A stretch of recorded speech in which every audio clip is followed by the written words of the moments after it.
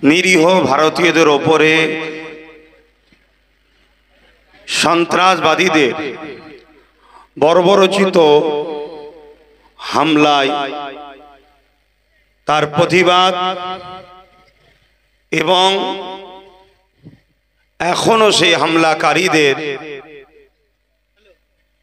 উপযুক্ত শাস্তি, যেটা আমরা মনে করি তাদেরকেও মৃত্যুদণ্ড দেওয়া দরকার, সেটা এখনো কার্যকরী কেন্দ্র সরকার করতে পারছে না। এবং পাশাপাশি অপরদিকে সংবিধান বিরোধী ওয়াকফ কালা কানুন তৈরি করে ভারতবর্ষের দ্বিতীয় বৃহত্তম জনগোষ্ঠী মুসলিম সম্প্রদায়ের ধর্মীয় ভাবাবেগে আঘাত দিচ্ছে। এই বিষয় নিয়ে আজকে আমাদের আলোচনা সভা। তবে আপনারা দীর্ঘক্ষণ এই কাদা পানির উপরে দাঁড়িয়ে আছেন, এটা অবশ্যই আপনাদের জন্য একটা ভালো চেষ্টা, ভালো লক্ষণ। তবে আমি মনে করি আগামী যেদিন আমাদের কাছে আসছে, কাদা পানি নয়, খুনের ওপর দিয়ে আমাদেরকে হাঁটতে হবে। তথাপিও আমাদেরকে পিছিয়ে গেলে হবে না, কেন আমাদের সামনে এখন দুটো বিশাল বড় লড়াই। অন্য জায়গাতে আমরা কম্প্রোমাইজ করি, অন্য জায়গাতে আমরা নরমীয় ভাব দেখাই, কিন্তু যখন আমার ধর্মীয় ব্যাপার এসে যায় আর দেশ ও দেশের সংবিধানের ব্যাপার এসে যায়, তখন কিন্তু আমাদের এখানে কোনো কম্প্রোমাইজ, কোনো নরমীয়তার ব্যাপার দেখাবার আর প্রশ্ন থাকে না। তবে আলোচনা করার আগে আমার পূর্বে যিনারা যা আলোচনা করেছেন সবাই নিজ নিজ দায়িত্বে আলোচনা করেছেন। তবে একটা কথা আমি এখানে একটু ধরিয়ে দিতে চাই, অবশ্যই আমারও মনে ব্যথা, কম বেশি সবার মনেই ব্যথা। আজকের এই কাদা পানিতে দাঁড়িয়ে ওয়াকফ কালা কানুনের বিরুদ্ধে এই যে আন্দোলন আমাদেরকে করতে হচ্ছে, এর জন্যে বাপ ভাইয়েরা, এটা সত্য কথা, আমাদের সমাজের একদল নামধারী মুসলিমের জন্যই কিন্তু আজ আমাদেরকে কাদা পানিতে দাঁড়াতে হয়েছে। তাই হয়তো এখানে অনেকে দুঃখ প্রকাশ করছে, ক্ষোভের বহির প্রকাশ করছে, কিন্তু আমি মনে করি এটা সবাই যেমন বলেছে ব্যক্তিগত মত, আমারও এটা ব্যক্তিগত মত। এই মুহূর্তেতে আমাদের আভ্যন্তরীণ সমস্ত কিছু ভুলে গিয়ে আমাদেরকে ঐক্যবদ্ধ হওয়া দরকার। তবে হ্যাঁ, এই ঐক্যবদ্ধতার নামে যদি একটু ওই দিকে যাই, টানছে না বলছে, একটু ভাই দেখি এবারে টানবে তো নাকি? যদি কেউ ঐক্যবদ্ধতার নামে মুসলিম জাতিকে বিগত দিনের মতো আবার কোন শাসকের হাতে বিক্রি করার পরিকল্পনা করে, আবার যদি আমাদেরকে চক্রান্তভাবে ভুল রাস্তার দিকে ঠেলে দিবার পরিকল্পনা করে, তবে একজন উলামা হিসাবে, একজন ইমানদার হিসাবে জাতিকে তো সজাগ করা ইমাম আলেম উলামাদের দায়িত্বও তো রয়েছে।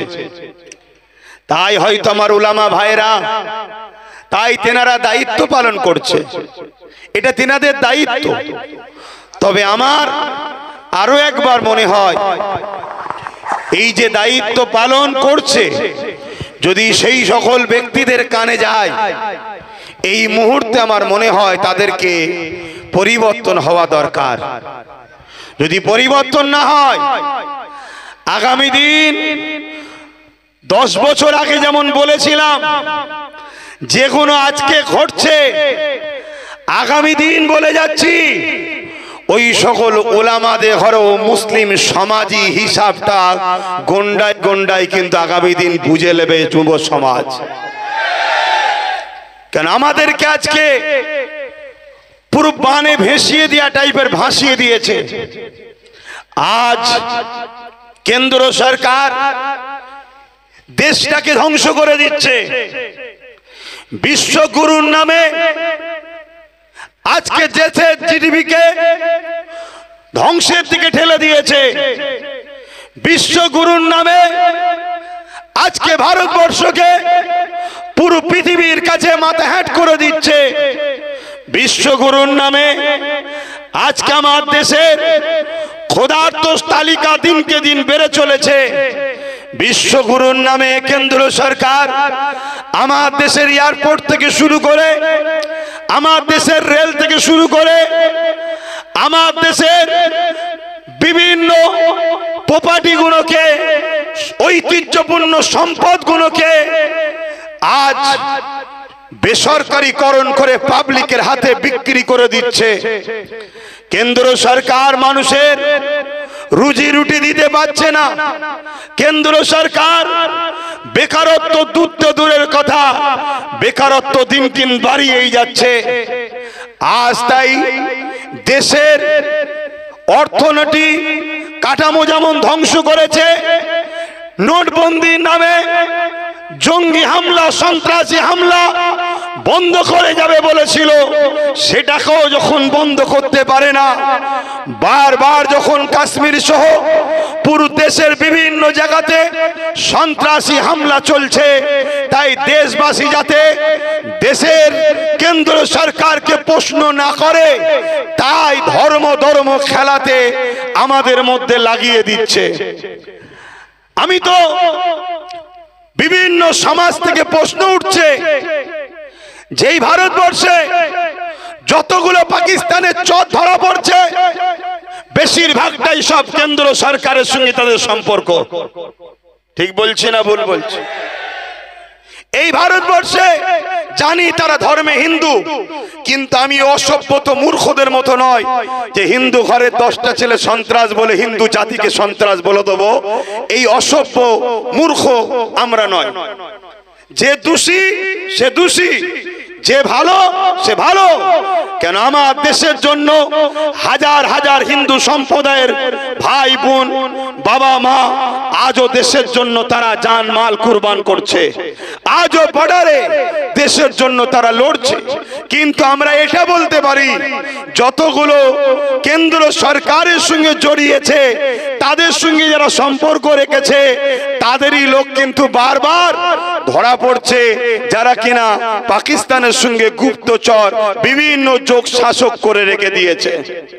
আমরা দেখেছি আমার দেশের বিনা দাওয়াতে কেন্দ্র সরকার পাকিস্তানে বিরিয়ানি খেতে গেছে, কিন্তু বারবার ট্যাক্স লাগানো হয় মুসলমানদের উপরে। আমার তো ভয় হচ্ছে, অনেকে প্রশ্নও করছে যে পুলওয়ামায় যে হামলা হয়েছিল বাহিনীদের উপরে, সেই হামলার সমস্যা সমাধান কি এখনো হয়েছে? একটু আওয়াজ দেবেন, হয়েছে? সেই আসামিদের ঘরে কি উপযুক্ত শাস্তি দেওয়া হয়েছে? কিন্তু যখনই ভোট আসে তখনই দেখুন নিরীহ ভারতীয় বা সেনাদের উপরে জঙ্গি হামলা, সন্ত্রাসী হামলা হয়। অনেকে বলছে বিহারে ভোট চলছে, তাই নিরীহ বাঙালিদের হলে কেন্দ্র সরকারদের ইশারায় হয়তো মেরে দিয়ে ভোটের ফায়দা নেবে, একটা হইচই হয়তো মহল তৈরি করতে চাইছে। এটাও অনেকে বলছে।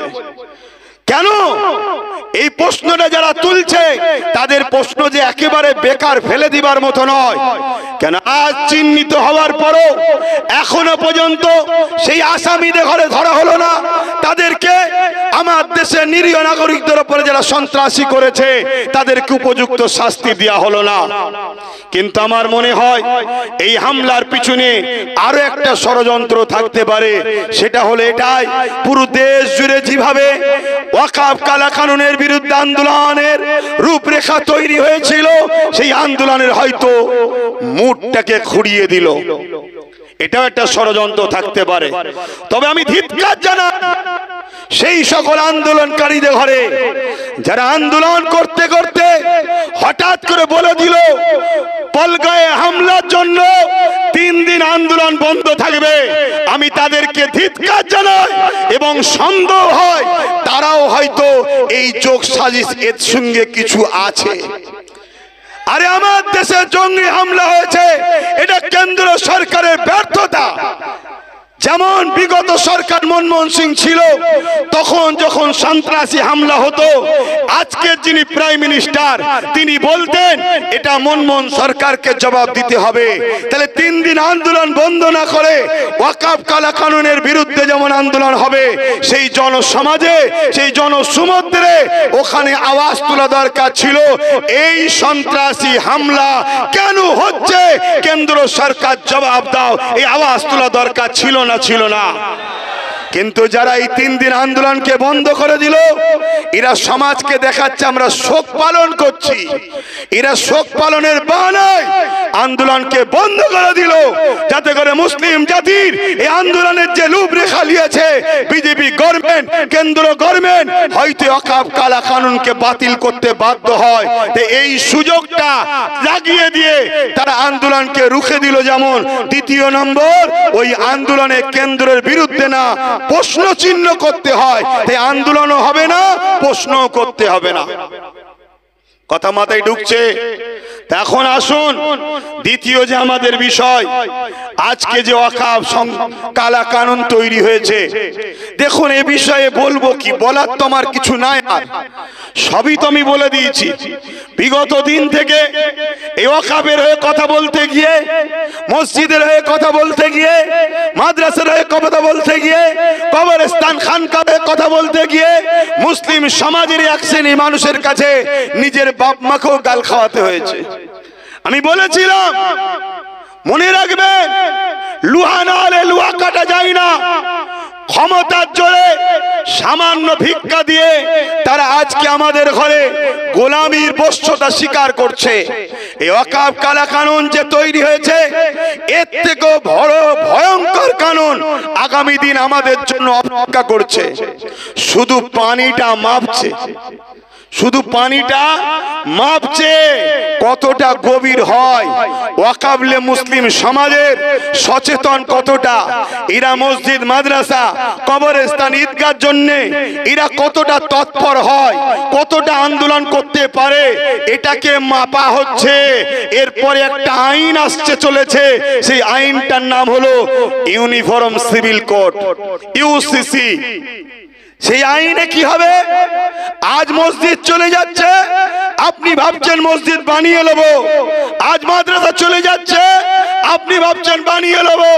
আজ কবরস্থান চলে যাচ্ছে, আপনি ভাবছেন আমার ঘরে কবর দেবো। কিন্তু মনে রাখবেন, ইউনিফর্ম সিভিল কোড আসছে, যেখানে আপনার জন্য কোরআন ব্যান্ড হবে, যেখানে আপনার জন্য নামাজ ব্যান্ড হবে, যেখানে আপনার জন্য রোজা ব্যান্ড হবে, যেখানে আপনাকে ইসলাম ধর্মের কালচার করতে পারবেন না। আপনি আপনার ধর্মীয় কালচারে যে বিবাহ করছেন, ওই বিবাহ চলবে না। এক দেশ এক আইন, সেই আইনটা হলো কি, আমার দেশের রাজা হবে, রাজা যা করবে তাই হবে। আমার কথা শুনছেন আপনারা? বিগত দিন যা বলেছিলাম আজ ঘটছে, আজ যা বলছি আগামী দিন ঘটবে। বড় পাওয়ারের সাথে বলছি ঘটবে। হ্যাঁ, এটাকে রুকা যাবে। এটাকে রুখতে গেলে সর্বপ্রথম আমাদেরকে অঙ্গীকারবদ্ধ হতে হবে। এই মাইকে কথা বলার নয় ভাই, কথা বুঝে আসছে তো? আজকের দিনটা আমি ছুটি পেয়েছিলাম, ঘরে সময় দিইনি, পরিবার বাচ্চা মা বাপের সাথে সময় দিইনি, আবার বেরিয়ে পড়েছি।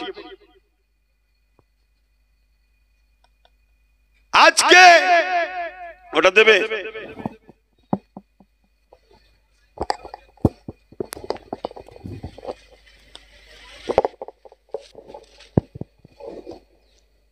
আমি জানি না আমার এই ভাই কি আমি দোষারোপ করছি না, হতে পারে ইলেকট্রনিক্স জিনিস আবার পানি হয়েছে, কিন্তু এটাও চলছে সমাজে। প্রশাসন থেকে চাপ দেওয়া হচ্ছে। আমি এখানকার কথা বলছি না, অনেক জায়গায় চলছে। কারণ এখানের প্রশাসন, দত্তপুকুর থানা আমার জানা মতে সর্বসময় কিন্তু আমাদের সঙ্গে মানববন্ধন, মানবতার এবং সংবিধানের ডায়েরির মধ্যে থেকেই কাজ করছে। আমরা বিগত দিন থেকে দেখে আসছি। এইটুকু আমি বলতে বাধ্য হব, কেন তারা করেছে, কথা বুঝে আসছে। কিন্তু অনেক জায়গায় চলছে এই ঘটনা। তো ভাই, এই ইউসিসি কেও বন্ধ করা যাবে, সবটাই সমস্যা সমাধান হবে। আমাদেরকে তার জন্য কয়েকটা কাজ করতে হবে। প্রথম নম্বর কাজ হলো, আমরা যেমন দৈনিক খাই, আমরা বুঝতে পেরেছি না খেলে বাঁচবো না। আমাদের প্রতিজ্ঞাবদ্ধ হতে হবে, জীবন দিয়ে হলো সংবিধান বিরোধী কালা কানুন ওয়াকফকে বাঁচাবো। আমরা এই আইনকে আমরা কোনোভাবে লাগু হতে দেব না। এই অঙ্গীকারবদ্ধ আপনারা হতে পারবেন? আমার আওয়াজ বুঝছেন আপনারা? এই অঙ্গীকারবদ্ধ হতে পারবেন? যেমন দুপুরে আপনারা খান প্রতিদিন আপনার মাথায় একটা চিন্তাকে রাখতেই হবে যে আমরা অঙ্গীকারবদ্ধ হচ্ছি। আজ খিলকাপুর মাঠ থেকে হাত তুলে অঙ্গীকারবদ্ধ হব। আপনারা রাজি আছেন? সেই অঙ্গীকার এটাই হবে, হাত তুলে সাক্ষী দেন যে আমরা প্রতিদিন যেখানেই থাকি অঙ্গীকার করছি এই ওয়াকফ কালা কানুনকে বাতিল করতে গিয়ে যদি আমাদের জীবন লাগে, আমরা জীবন দিতে প্রস্তুত। আমাদের যদি প্রয়োজন হয় কারো বিরুদ্ধে যুদ্ধ করতে, আমরা যুদ্ধ করতে প্রস্তুত আছি, রাজি আছে।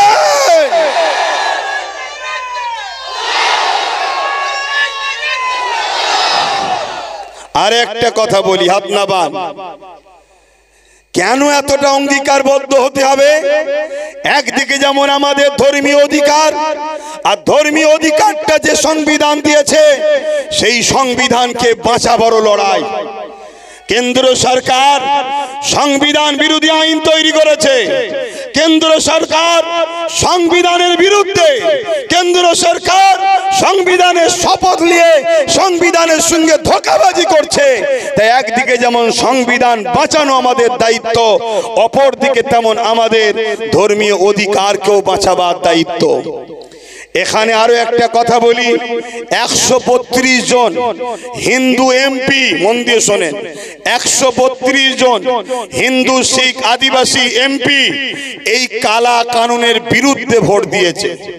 তাহলে এই ওয়াকফ কালা কানুনের লড়াই হিন্দুদের বিরুদ্ধে নাকি আদিবাসীদের বিরুদ্ধে, কোন জাত ধর্মের বিরুদ্ধে? এই আইন যারা করেছে সংবিধানের দুশ্মন, তাদের বিরুদ্ধে দেশবাসীর লড়াই, ঠিক না বেঠিক? তাহলে এই আন্দোলনে শুধু মুসলমান থাকবে কেন? এই আন্দোলনে হিন্দুরা আসবে, এই আন্দোলনে আদিবাসী আসবে, এই আন্দোলনে সাঁওতাল আসবে, এই আন্দোলনে বাগদি আসবে। আসা দরকার আছে না নাই? তারা আসতে চাইছে, আগামী দিন নিয়ে আসবো। তবে আপনাদের ঘরে মুক্তাদায়ে হাল বুঝতে হয়, মুক্তাদায়ে হাল বুঝতে হয়। সেই হালটা কি? আজ যেমন ধর্মীয় সবাই রয়েছে, স্লোগান দিচ্ছেন নরে তাকবীর, আল্লাহু আকবার, ঠিক আছে, কিন্তু যখন সর্বে ধর্মের মানুষ থাকবে সেখানে নরে তাকবীর, আল্লাহু আকবার, এটা কি আপনার ইসলাম কি বলছে নাকি? মুক্তাদে হাল ইসলাম বলেছে না বলেনি? তাহলে সেখানে আমাদের হবে কি? ভারতবর্ষ জিন্দাবাদ, সংবিধান জিন্দাবাদ। আর হাততালি যদি দিতে মন যায়, আমরা হাততালিটা একটু অন্য স্টাইলে দেবো। আমরা ওই পুরুষও নয়, স্ত্রীও নয়, আর একটা যে লিঙ্গ আছে তাদের মতো হাততালি দেবো না। আমরা হাততালি দেবো এরকম, মনে থাকবে? সবাই দিন, সবাই দিন, সবাই দিন। আমি দলিল দিচ্ছি, হাদিসে আছে, দিন। এবার শুনেলেন, কালচার শিখুন। আমার নবী পাক সাল্লাল্লাহু আলাইহি ওয়াসাল্লাম নামাজে ইমামতি করছেন, উলামারা রয়েছেন, আমার নবী পাক বিচারে গেছেন। এক গোত্রের, অত বড় তো বলার সময় নাই, জলসা এলে বলবো কোনি। বিচার করতে গেছেন, আসরের নামাজের ওয়াক্ত চলে যাচ্ছে, দেরি হয়ে গেছে। তাই সিদ্দিক আকবর ইমামতির জায়গায় দাঁড়িয়ে গেছে। এমন সময় হুজুর এসে গেছে, সাহাবারা কাতার আস্তে আস্তে ছাড়ছে, একেবারে রসুল আবু বকর সিদ্দিকের পিছনে গেছে। সাহাবা হুজুররা সিদ্দিক আকবরকে বুঝাবে বলে যে রসুল এসে গেছে, হাতের নিয়ত করেছিল এভাবে, এক হাত হাতের উপরে আর এক হাত বাজিচ্ছে। সাহাবা আবু বকর সিদ্দিক কোরআন পড়তেইছে, হুজুর এত কোরআনে মগজুল হয়ে গেছে বুঝতে পারছেন না। এবারে পুরো মদিনা নবাবির ভেতরেতে এক সমস্ত সাহাবারা একে অপরের হাতের উপরে হাত আঘাত দিয়ে সিদ্দিক আকবরকে জানিয়ে দিচ্ছে যে হুজুর এসে গেছে, হুজুরের জায়গা ছাড়ো। জোরে বলুন সুবহানাল্লাহ। এই জায়গায় সুবহানাল্লাহ তো আমাদের বলতেই হবে, তাই তো নাকি? তো কিন্তু আগামী দিন আরো অন্য সমাজের মানুষরা তারাও আসতে চাইছেন, তারাও বক্তব্য দিতে চাইছেন। তো যাক, এই জায়গায় দাঁড়িয়ে থেকে আমি আপনাদের ঘরে কয়েকটা কথা বলবো। নাম্বার ওয়ান, যেটা আমার পূর্বে একজন বললেন, আমার এখন বিপদে পড়েছি, তাই তো নাকি? আরে কিছুক্ষণ দুনিয়াবি ক্ষেত্রে বলছি, ইমানদারের কাছে ওয়াকাফ কালা কানুন কোনো বিপদের ব্যাপার নয়, কোনো বিপদের ব্যাপার নয়। আরে কত প্রাইম মিনিস্টার এসেছে, কত প্রাইম মিনিস্টার ভূত হয়ে ই গাছ উ গাছ ঘুরে বেড়াচ্ছে। এটা আমার বিশ্বাস নয়, তাদের বিশ্বাস। শুনছেন তো নাকি? অতএব এটা কোনো ব্যাপারই নয়। এ সমস্যার সমাধান অবশ্যই হবে। কিন্তু আমি বলতে চাইছি, যারা আমাদের দরদি সেজে আছে, কেন্দ্র সরকার তো প্রকাশ্য আমাদের দুশ্মনী, সে আমাদের ক্ষতি করছে, এটা আমরা সবাই তো জানি। কিন্তু মনে রাখবেন, যারা আমাদের দরদি সেজে আছে, সে লাল হোক, ব্লু হোক, কালো হোক, সবুজ হোক, যেই হোক, সবাইকে আমাদের এই সময় পরীক্ষা করা দরকার যে আমাদের বিপদে, আমাদের ওয়াকফ নিয়ে, আমাদের মসজিদ নিয়ে, আমাদের কবরস্থান নিয়ে কারা কারা লড়াই করছে, কারা কারা আন্দোলন করছে, একটু দেখা দরকার আছে না নাই? তাই আগামী দিন তোমরা যদি বিরিয়ানি খাওয়ার জন্য সবুজ সাদা কালো লাল গেরুয়া এক জায়গায় হতে পারো, তাহলে সংবিধানকে বাঁচাবার জন্য, ওয়াকফকে বাঁচাবার জন্য আহলে সুন্নাত ওয়াল জামাতের ডাকে সব কটাকে এক জায়গায় আসতে হবে। কি বলছেন? ডাকা দরকার আছে না নাই? এবারেই তো আমরা দেখব যে কারা আমাদের প্রকৃত দরদি।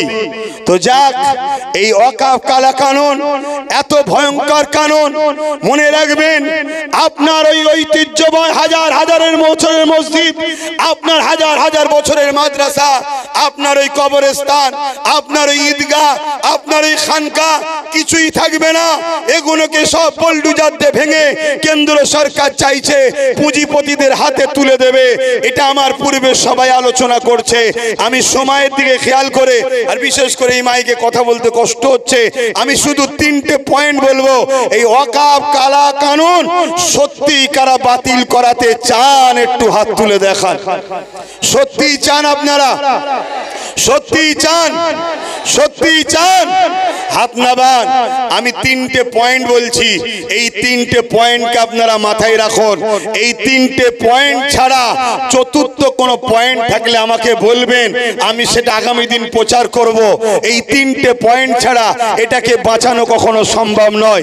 নাম্বার ওয়ান, যে ক্ষমতা দ্বারা আইন তৈরি করছে, নাম্বার ওয়ান, কোনো জিনিস যখন আইন হয়ে যায়, কোনো জিনিস যখন আইন হয়ে যায়, ওটাকে আইনের অস্ত্র দিয়ে কাটতে হবে। তাই আমাদেরকে লোকসভা, রাজ্যসভায় যখন এটা আইন হয়ে গেছে, এটাকে কাটার উপায় একমাত্র রয়েছে এখন সুপ্রিম কোর্ট। সুপ্রিম কোর্টকে আমরা সম্মান করি, সুপ্রিম কোর্টকে আমরা ভালোবাসি, কিন্তু সুপ্রিম কোর্টে যিনারা বিচার করে তেনারা মানুষই তো নাকি? জোরে বলুন। কারণ এই সুপ্রিম কোর্ট থেকেই একটা বার আইন বেরিয়েছিল, রায় বেরিয়েছিল কি, আস্থার ওপরে বাবরি মসজিদে থাকার পরও, বাবরি মসজিদ প্রমাণ হওয়ার পরও বাবরি মসজিদকে কিন্তু আমরা ফিরে পাইনি, কেন সুপ্রিম কোর্ট আস্থার ওপরে ফয়সালা দিয়েছিল। তাহলে শুধু সুপ্রিম কোর্টের উপরে ভরসা বিশ্বাস রাখবো ঠিকই, কিন্তু তারা বিচারক মানুষ, তাই পাশাপাশি ওখানে যেমন লড়াই হবে আইনের রাস্তায়, আমাদেরকে দ্বিতীয় অপশনটাও চলে আসতে হবে। সেটা হলো কি, গণ আন্দোলন বাড়াতে হবে। শুনছেন তো নাকি? কিন্তু আপনারা যদি মনে করেন বর্ষা হচ্ছে, পানি হচ্ছে, রোদ হচ্ছে, ঝড় হচ্ছে, কাজ রয়েছে, টোটো চালাতে হবে, দিন মজুরি করতে হবে, ভ্যান চালাতে হবে, মনে রাখবেন এই ভারতবর্ষে গত পরশুদিন গত পরশুদিন এই ভারতবর্ষের সম্ভবত উত্তরপ্রদেশে 50 বছরের বসবাস করা জায়গা তিল তিল করে ঘর বাড়ি মসজিদ তৈরি করেছে, একতলা দুতলা করে গরিবরা তৈরি করেছে। 50 বছর ধরে সেখানে বসবাস করছে। তাদেরকে অবৈধ জায়গা দখল বলে এবং বাংলাদেশি ট্যাগ লাগিয়ে তাদেরকে ভেঙে সব তছনছ করে দিয়েছে। মনে রাখবেন, কাল আপনাদের সঙ্গে বিপদ আসতে চলেছে, তাই দেখে শিক্ষা নাও। প্যালেস্টাইনের একজন ইমাম সাহেব খুতবা দিতে উঠে 2 মিনিট খুতবা দিয়ে খুতবা বন্ধ করে দিয়েছিল। 2 মিনিট কি বলেছিল? এ জাতির কাছে আমি কি খুতবা দেবো, যে জাতির চোখের সামনে 40,000 বাচ্চা ছেলে খুন হলো, যে জাতির চোখের সামনে 70 থেকে 80,000 মানুষ ইনজোর হলো, এবং যে জাতির সামনে 20 লক্ষ মুসলমান ঘর বাড়ি শেষ হয়ে গেল, সে জাতি যদি এখনো ঘুমোয়, সে জাতির কাছে আমি কি বক্তব্য দেব? বলে নেবে বললেন। তাহলে কালকে আমাকেও বলতে হবে এ জাতির কাছে কি বক্তব্য দেব? যে জাতি এখনো ঘুম ভাঙে না, যে জাতি এখনো বুঝতে পারে না যে আমাদেরকে প্রথম আমাদের পরিচয় মসজিদ মাদ্রাসা কবরস্থান আমাদের পেহচানগুলো মিটানো হচ্ছে, তারপরে আমাদেরকে নাগরিকত্ব কেড়ে নিয়ে আমাদেরকে ভোটার বানিয়ে গোলাম হিসাবে রাখবে, তাদের শুধুমাত্র কৃতদাস দাসী বানাবার জন্য। এ জাতি যদি এখনো না বোঝে তাহলে কি করা যেতে পারে? তাই দ্বিতীয় নম্বর, কর্মজীবন যেমন করতে হবে, ঠিক তেমনি এই দেশে নিজেদের ঐতিহ্য বেঁচে থাকার জন্য সংবিধানকে সামনে রেখে আন্দোলন আরো বাড়াতে হবে। ওই আন্দোলন কাদের পিছনে করবেন সেটা আপনাদের ঘরে একটু জাগতে হবে, ভাবতে হবে, সেটা আপনারা ভাবুন। কিন্তু আন্দোলন করতে হবে, কেন আন্দোলন এখানে যত বাড়াবেন এর প্রভাবটা দিল্লিতে পড়বে, তখন কোর্টের ফাইসাল্লাটাও একটু ভালো দিকে যাওয়ার সম্ভাবনা হবে। শুনছেন তো নাকি? হ্যাঁ, শেষ কথা বলে যাচ্ছি। 3 নম্বর, এই আন্দোলন নিয়ে আরো একটা কথা বলি। এখানে আমার ভাইয়েরা বারবার বলছিল 2% শিখের আন্দোলন, 3% শিখের আন্দোলন কামিয়াবি হয়েছে, তাহলে আমাদেরটা হবে না কেন? আমি একটা কথা ধরিয়ে দেবো সম্মানার্থে, আমরা শিখ নয় তাই আমাদেরটা হবে না। আমরা শিখ ধর্মের নয় তাই আমাদেরটা হবে না। যদি বলেন কেন? আমরা শিখ ভাইয়েরা যে আদর্শের উপরে চলছে, আমরা ওই আদর্শ থেকে অনেক দূরে সরে গেছি। আজকে তারাও নীতি থেকে বিসর্জন হয়নি, আর আমরা মুহাম্মদ সাল্লাল্লাহু আলাইহি ওয়াসাল্লাম অনুসারী দাবি করছি ঠিকই, কিন্তু আমরা নীতি থেকে বিক্রি হয়ে গেছি। তারা এজন্য সাকসেসফুল হতে পেরেছিল, তাদের পিছনে পাঞ্জাব সরকার সাথ দিয়েছিল, তাই তারা কামিয়াবি হতে পেরেছিল। কিন্তু আমরা, আমাদের সরকার উপরন্ত সাথ তো দেবে না, বলছে দিল্লি চলে যাও। এখনো তোমরা গ্রামে গ্রামে দেখো, তোমাদের গ্রামের অনেক মুসলমান রাজ্য সরকারের এখনো চাটুকারিতা করছে। তাহলে বলো আমরা কি করে কামিয়াবি হব?